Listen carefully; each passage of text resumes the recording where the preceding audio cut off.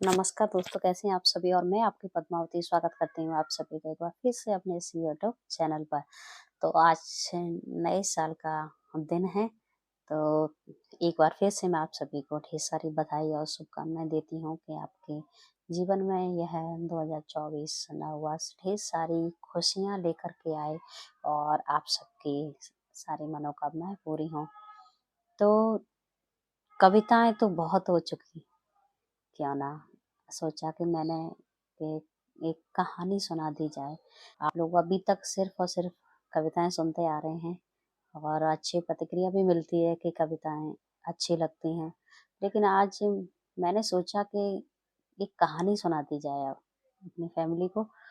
तो 2 पंक्तियां मैं कहूँगी, उसके बाद मैं अपनी कहानी सुनाऊंगी और बताइएगा ज़रूर कि आपको ये कहानी कैसी लगी, क्योंकि इस चैनल पर मैं पहली बार आपको ये कहानी सुनाने जा रही हूँ। और कविताओं में इतना समय नहीं लगता है, लेकिन कहानी लिखने में वाकई में बहुत समय चाहिए होता है और कोई ऐसा टॉपिक भी ढूंढना पड़ता है। तो कोई दिक्कत नहीं है, कहानियाँ कम लिखी हैं लेकिन मैं समय रहते सुनाऊंगी ज़रूर।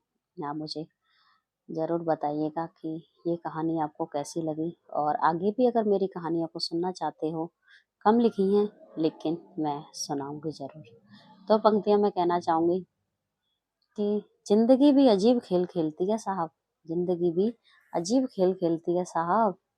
कभी मेले में जिंदगी ढूंढते थे, बचपन होता ही ऐसा था कि मेले में जिंदगी ढूंढते थे और आज जिंदगी ही मेला बन गई है। सबकी जिंदगी एक मेले की तरह हो गई है।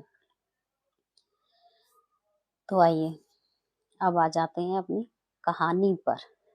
कहानी है पिता की सीख, कि पिता द्वारा दी गई सीख अपने बच्चों को। तो कहानी में अंत तक बने रहिएगा और पूरी कहानी को जरूर सुनना। तो गांव में रामलखन किसान रहता था। गांव में रामलखन किसान रहता था। उसके 2 बेटे थे, कमल सिंह और हरि सिंह। दोनों भाइयों में अपार प्रेम था, इतना प्यार कि लोग उनको रामलखन की जोड़ी कहा करते थे। दोनों भाई खेती करते और अपने पिता की खेती में मदद भी करते। हरि सिंह उम्र में भले ही छोटा था, लेकिन अपने भाई कमल सिंह के साथ खूब हाथ बटाता था। प्रेमी जो इतना था, दोनों भाइयों में इतना प्रेम। इसी दोनों बड़े हुए और दोनों की जो जो बाद में शादी भी कर दी गई। जैसे बड़े हुए उन दोनों की शादी भी कर दी गई। दोनों की पत्नियों ने कुछ साल तक तो साथ निभाया, पर दोनों भाइयों की ये दोस्ती छोटी बहू को ज्यादा खलने लगी। कि छोटी बहू नहीं चाहती थी कि उसका पति इस तरह शामिल होकर काम करे, और उसने अपने पति को उसी के भाई के खिलाफ भड़काना शुरू कर दिया। फिर क्या था, वह कहती थी आप सबसे ज्यादा मेहनत करते हो, फिर भी आपके पिताजी आपके बड़े भाई को ही ज्यादा प्रेम करते हैं और ज्यादा तवज्जो देते हैं। फसल का पूरा हिसाब किताब भी वही रखते हैं। ये तो गलत बात है ना। हम क्या जिंदगी भर नौकर की तरह ही काम करते रहेंगे? बताइए फिर हमारी इस घर में क्या औकात है। छोटी बहू का आए दिन का क्लेश हरि सिंह को पसंद नहीं था और उसने अपनी पत्नी को बहुत समझाया, वह नहीं मानी। फिर क्या था, छोटी बहू खेतों के बंटवारे पर ही अडिग रही और न तो कमल सिंह और उसकी बहू ही चाहते थे कि ये बंटवारा हो, और न ही रामलखन व हरि सिंह की। पर करते भी क्या, छोटी बहू के सामने एक न चली। छोटी बहू का घर छोड़ने के लिए हरि सिंह को उकसाना व दहेज के लिए केस लगाने की धमकी देना, आज जैसा कि आज के वातावरण में भी कुछ हद तक यही हो रहा है कि साथ में न रहना, अकेले रहना और हर समय कुछ न कुछ कमियां निकालना। अगर जिन्हें साथ नहीं रहना होता तो वो महिलाएं कुछ न कुछ कमियां अवश्य निकालती हैं। और तो वो बहू भी क्या करती, धमकी देने लगी कि नहीं, मुझे इस परिवार के साथ नहीं रहना है, अकेले रहूंगी, और नहीं तो मैं दहेज का केस लगा दूंगी। आए दिन मरने मारने की भी धमकी दिया करती थी। फिर क्या था, रोज की बात हो गई थी अब तो। छोटी बहू इतना परेशान जो करने लगी थी। छोटी बहू ने राम लखन को बंटवारा करने पर विवश कर दिया, इतना परेशान कर दिया उस बहू ने कि बेचारा राम लखन करता भी क्या, उसकी भी मजबूरी थी। आगे राम लखन दुखी रहने लगा, क्या करता बेचारा। हरी सिंह भी मजबूर और बेबस था। कुछ समय बाद परिवार में पंचायत बुलाई गई और राम लखन यह सब बर्दाश्त नहीं कर पा रहे थे। बस क्या था कि पंचायत में दोनों बेटों के ससुराल पक्ष वाले भी बुलाए गए। दोनों बेटों के ससुराल पक्ष वाले भी उस पंचायत में बुलाए गए। पंचायत में दोनों बेटों के ससुराल पक्ष वाले और राम लखन बेचारा यह सब बर्दाश्त नहीं कर पा रहा था। बस अपने परिवार को टूटते हुए देखकर सिर्फ गर्दन झुकाए आंसू ही बहाए जा रहे थे। छोटी बहू को बुलाया गया और पंचों ने पूछा कि तुम बताओ बहू, तुम क्या चाहती हो? तुम बताओ बहू, तुम क्या चाहती हो? तभी छोटी बहू के पिताजी आकर बोले, मैं अपनी बेटी से कुछ पूछना चाहता हूँ।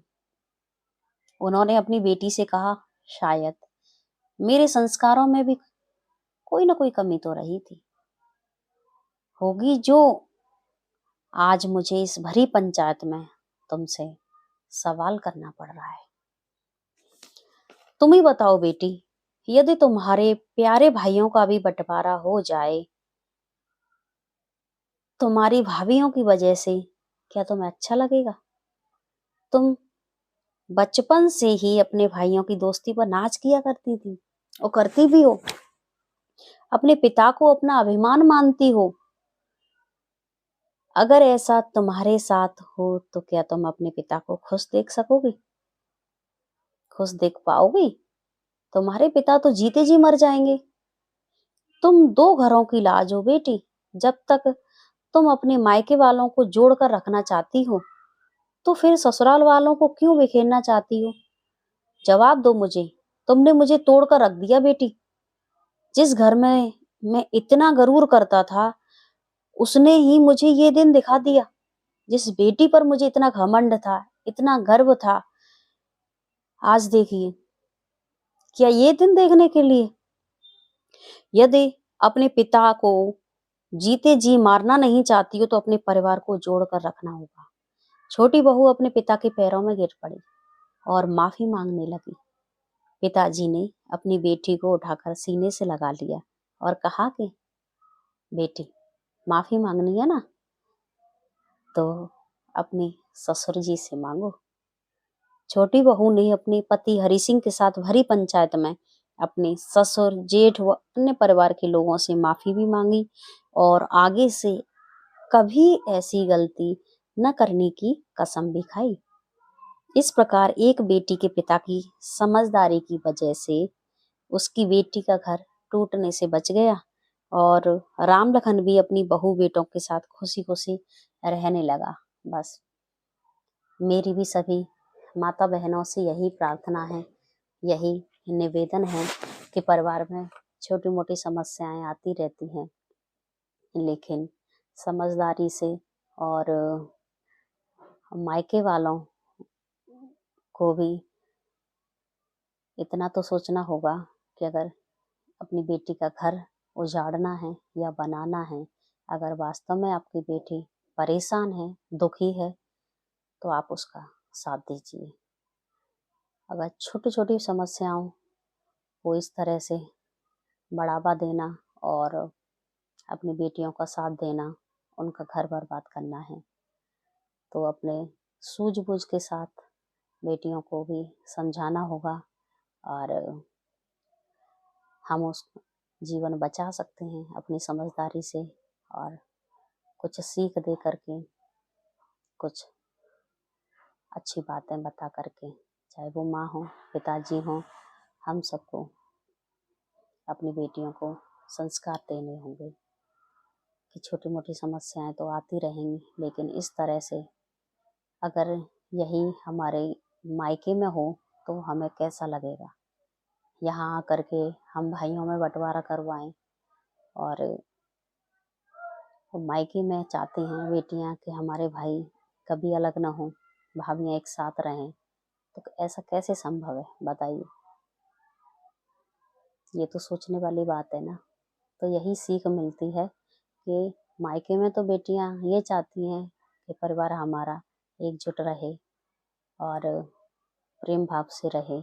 ससुराल में आकर ऐसी क्या समस्या हो जाती है बताइए। अगर आप जैसा कर रही हैं तो बताइए, वैसा अगर आपकी भाभी भी आपके परिवार में वही व्यवहार करे तो आपको भी बुरा लगेगा।